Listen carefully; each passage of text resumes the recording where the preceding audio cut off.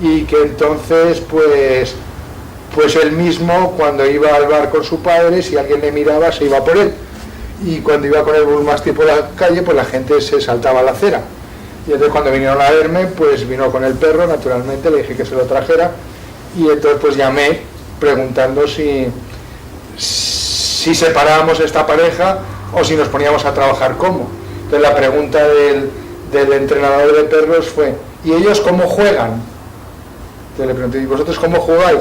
Entonces él me dijo: pues le hago así al perro y el perro hace... Entonces, pues hace esta técnica y dice: pues venid por aquí que os voy a dar un objeto. Entonces pues ya les dio un objeto, les puso a jugar, entonces aprendieron a jugar el bullmastic y el otro.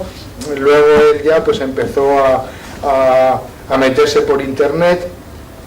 Luego yo vi en la portada de un periódico, que no diré para no dar más pistas porque tampoco es muy lejos de aquí, que la policía había entrado en su casa y se había llevado el ordenador con el que él estaba practicando, pero en realidad la policía había entrado en su casa porque su hermano pequeño se había metido en los ordenadores de la policía.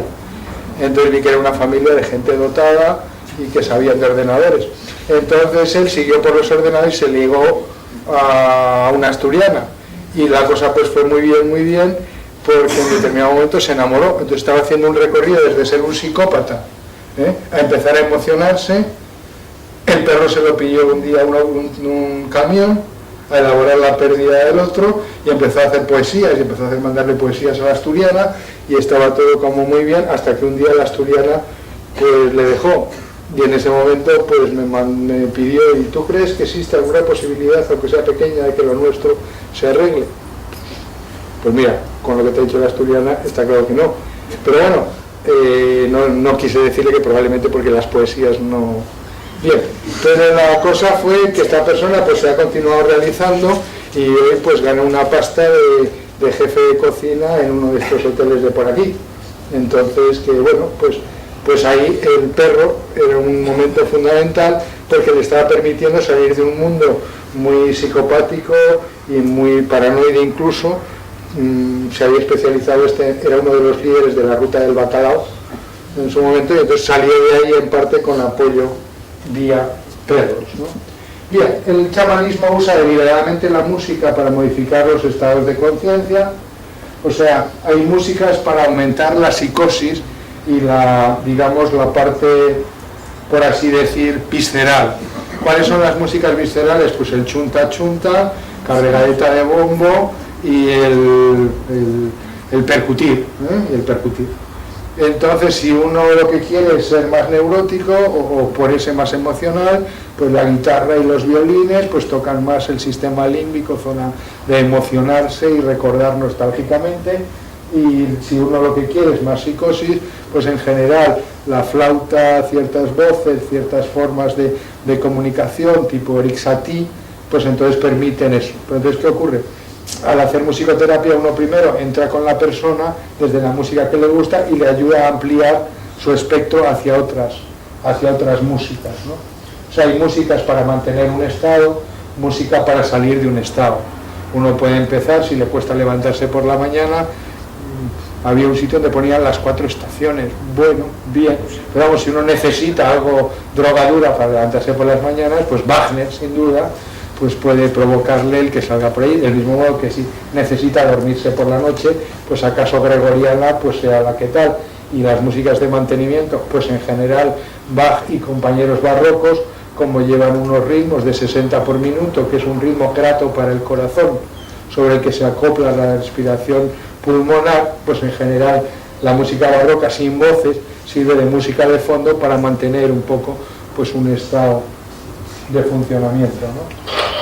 Bien, entonces, resumiendo, el desarrollo de la conciencia chamánica de una manera, digamos, retroprogresiva, o sea, lo que no estoy diciendo es volver al chamanismo, sino utilizar el chamanismo de forma complementaria, ¿no? Entonces, es capaz de configurar desde el presente las dimensiones objetivas, cerebro, eso. La medicina en general ha hecho unos progresos brutales en saber más del cerebro y qué pasa en el cerebro y qué células están comiendo en el cerebro y cuáles se activan si pensamos en los peces de colores y cuáles se activan y cuáles son las zonas del cerebro del reconocer el qué, y las zonas del cerebro de reconocer el dónde, y las zonas del cerebro para decir cuánto me pone de nervioso el ver esto en ese sitio. Bien, todo eso lo estamos sabiendo, pero son cosas objetivas del cerebro objeto, tan importantes como eso es lo subjetivo, lo que uno siente, lo que uno piensa que significa la cosa. Entonces eso no lo da el cerebro, eso el cerebro tiene que estar para que uno piense. El cerebro es condición exigitiva del pensar, pero no es el pensar. Entonces el sentir, lo que hace la mente, lo que hace el yo, pues eso es muy importante que lo tengamos presente en la ecuación. Y en el chamanismo, el nosotros, que es el entorno cultural en que vivimos, pues es muy importante en la ecuación. Y finalmente el entorno material social es clave. Por ejemplo, no es lo mismo, no se puede, una persona puede tener un tumor cerebral, pero tan importante como tener el tumor cerebral para los griegos era la personalidad y lo que pensaba la persona. E incluso pensaban que era más importante la personalidad de la persona que la enfermedad, y que desde esa personalidad se cocía en todo caso esa enfermedad para bien y para mal. Entonces esta parte de aquí es la parte subjetiva, que es ¿qué piensa esa persona de esa enfermedad que tiene? ¿Qué siente? ¿Cómo la coge? Se enfada. Hemos visto que es muy bueno para las personas de repente diagnosticadas de cáncer un buen cabreo, y conduce a la tumba una buena depresión. Y entonces hay una superposición entre cáncer, depresión, y una cosa distinta entre recuperación de cáncer, ponerse las pilas, sacar el cabreo en una adecuada dirección y no pensar pues en quitarse tan rápido de la película, ¿no? Entonces, por tanto, lo que uno piense modifica la enfermedad y modifica la realidad. Y lo que piensa la cultura, el nosotros en el que uno vive, eso es la cultura, pues eso modifica la enfermedad. Y finalmente, el que uno tenga pues dinero o seguridad social o una legislación sanitaria modifica la enfermedad. Entonces, mucha gente está muriendo del SIDA no porque, bueno, pues el cerebro puede estar afectado y esa persona puede estar incluso luchando con el SIDA, pero como en su entorno no haya una legislación y no tenga un dinero, pues lo que le mata es la pobreza, pero no el virus del SIDA. Entonces, bien, pues entonces esto es un sistema de 4 cuadrantes para considerarlo, que se puede resumir así. Una cosa es el cerebro y el organismo cuerpo, y eso es objetivo, individual. Otra cosa es el yo y mi conciencia, y eso es subjetivo, individual. Y otra cosa es la cultura y la visión del mundo en la que uno vive, la cultura. Y otra cosa es el entorno social, físico, privilegiado como el de ustedes, estas temperaturas extraordinarias, sobre todo, bueno, yo la verdad que este invierno me he enterado por la tele, porque estaba en Camboya y veía las nevadas, pero mi casa está a 1000 metros en la Sierra de Guadarrama, y a veces a los amigos que viven allí pues tenían que romper el hielo en el pilón para que los caballos pudieran beber.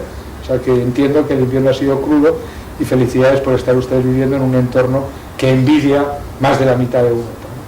Entonces, eso es el entorno y sistema social del que uno parte unas veces de entrada y otras veces pues al jubilarse, ¿no? Bien, desde el punto de vista de la cultura, entonces hay culturas arcaicas, culturas animistas mágicas como el chamanismo, culturas que dan mucho poder a los dioses como la cultura mesopotámica.